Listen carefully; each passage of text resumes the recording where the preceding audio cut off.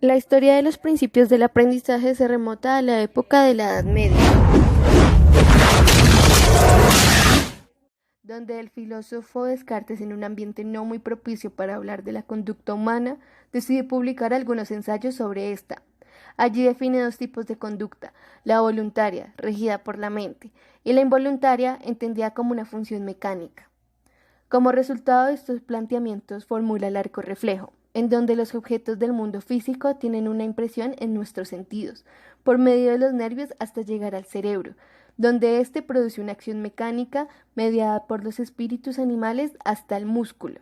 De igual manera, este filósofo afirma que en el cerebro yace la glándula pineal, que permite la interacción con la mente. Es así como la mente empieza a ser estudiada por los filósofos y el cuerpo por los fisiólogos.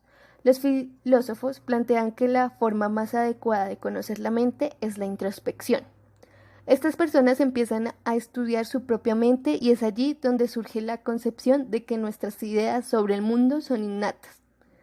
Sin embargo, otras personas consideraban que las ideas surgen a partir de la experiencia, en donde el mundo entra en contacto con los sentidos. Estas personas se les llamó empiristas.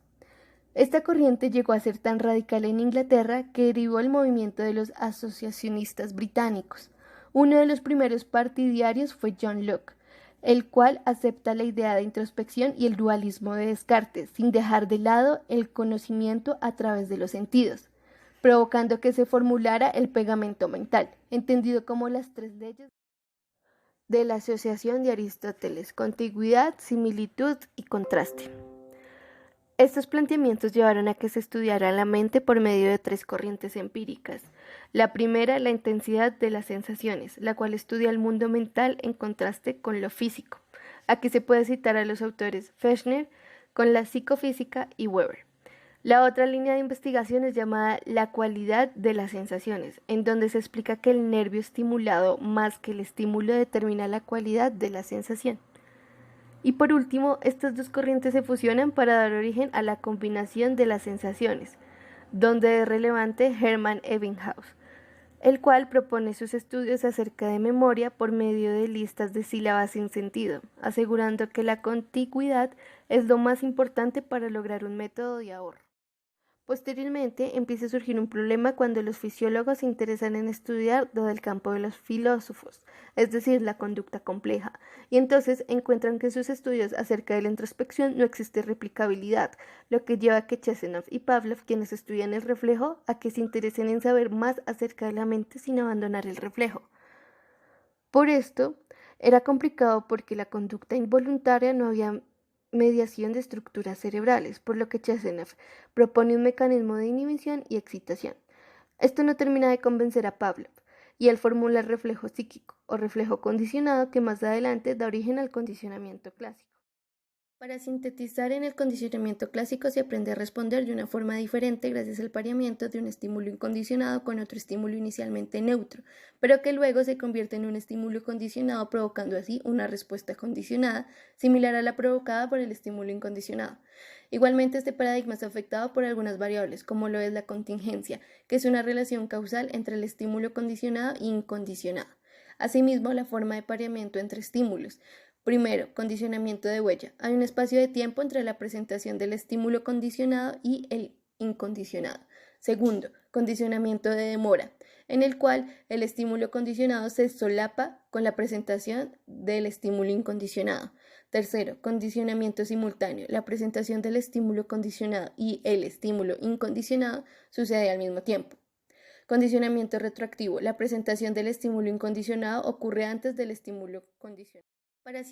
Otra variable del condicionamiento clásico es la contigüidad, descrita como una relación espacio-temporal entre el estímulo condicionado y el incondicionado. Por otra parte, las características del estímulo juegan un papel importante debido a que allí se da el fenómeno de ensombrecimiento.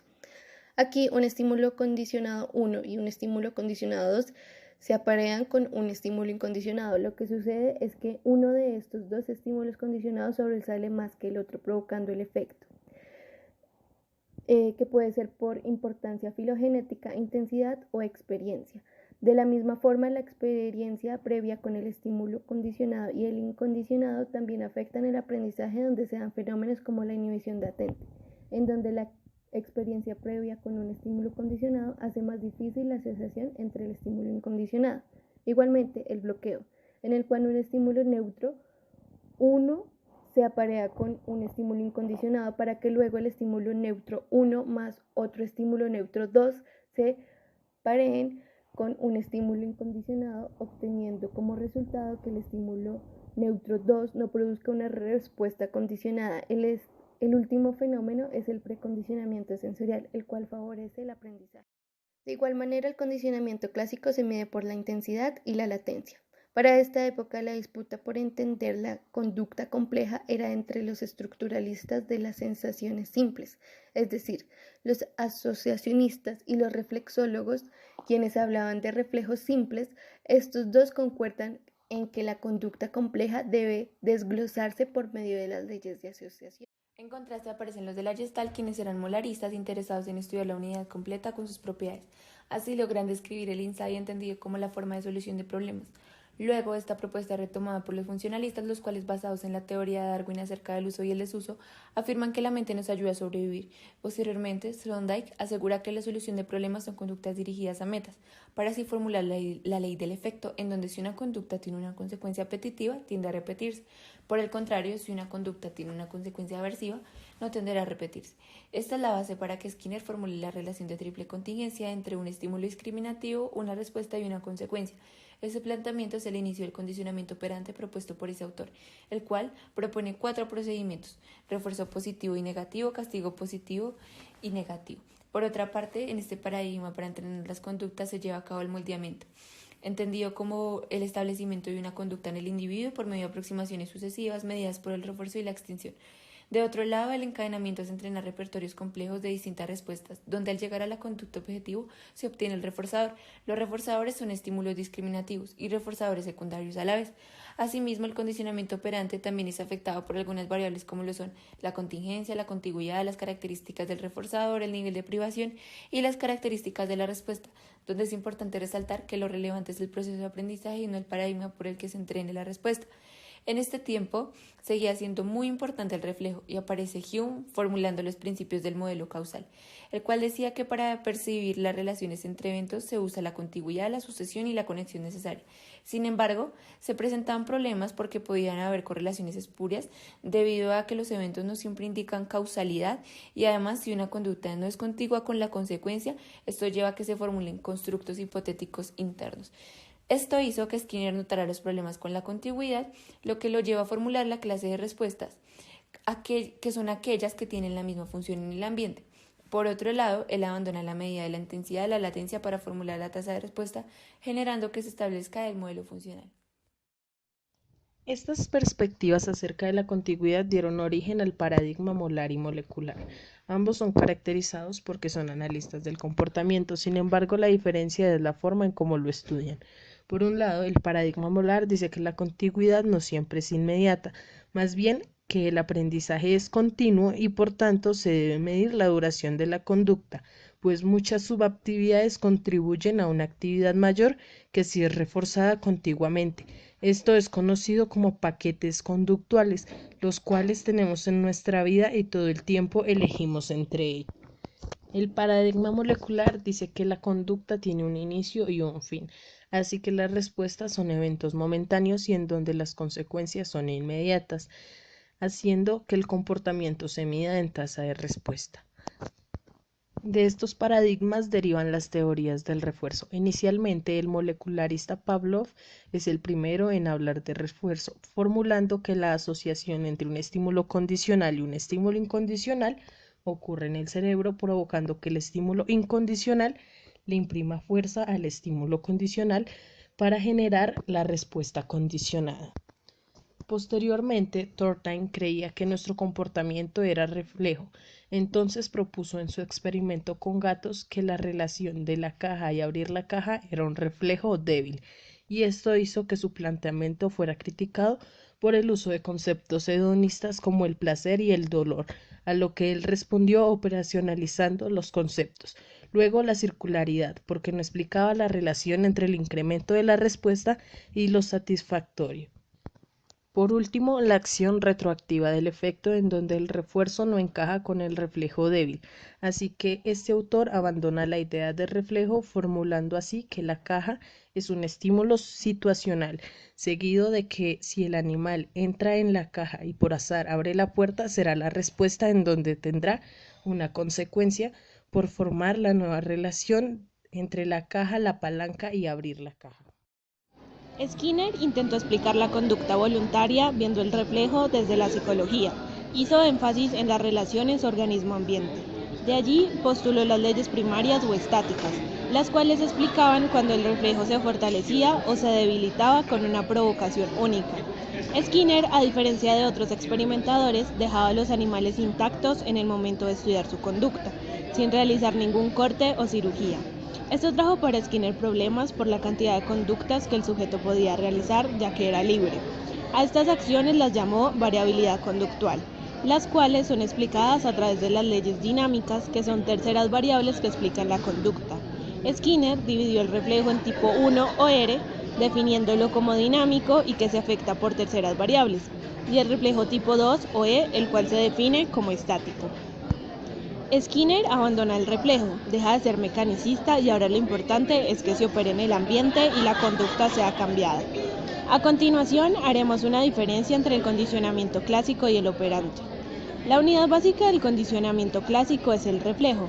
Se necesita de pareamientos, es un modelo 1 a 1, es mecanicista y la causa está en el estímulo antecedente. Por otro lado tenemos el condicionamiento operante, su unidad básica es la operante. Se hace a través de contingencias del reforzamiento del pasado. Tiene un estímulo discriminativo y presenta variabilidad. Es un modelo de selección por consecuencias.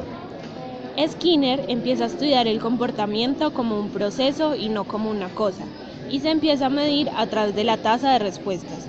La primera respuesta que emitimos es a la filogenética, ya que somos sensibles a estos estímulos y hacemos una coordinación sensomotora.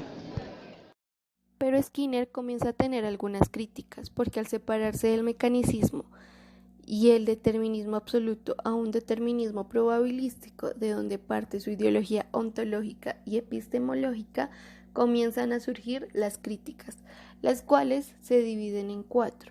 La primera son las condiciones para establecer un operante, en la cual Skinner menciona la contingencia. Dice que es muy importante cómo se une el organismo y el ambiente. Pero la condición para establecer un operante es la contigüidad, la cual es molecular. Skinner menciona que al no haber una contingencia organismo-ambiente, se comienza a inferir, lo cual vuelve a las mismas problemáticas que siempre se han tenido. La segunda crítica son los reforzadores primarios y secundarios. Los reforzadores primarios son biológicamente reforzantes y dice que ésta tiene propiedades en sí misma y no depende de la respuesta para ser un reforzador, lo cual es una idea realista. Esta es una visión más de reflexólogos, pero en este sentido Skinner se contradice porque epistemológicamente es considerado molecular, pues él divide los eventos y respuestas discretas, pero ontológicamente dice que el comportamiento es fluido y complejo, por lo cual los molaristas como Bregman dicen que se debe estudiar la duración y no la tasa de respuesta. La tercera crítica es la división clásico-operante. Se dice que no siempre es operante las respuestas musculoesqueléticas y las fisiológicas del condicionamiento clásico. Tampoco se pueden hacer diferencias en términos voluntarios e involuntarios. La cuarta y última crítica son varias respuestas y consecuencias que suceden al mismo tiempo, pues hay muchas respuestas para evitar una consecuencia, pero Skinner, al ser molecular, dice que solo hay una respuesta y una consecuencia.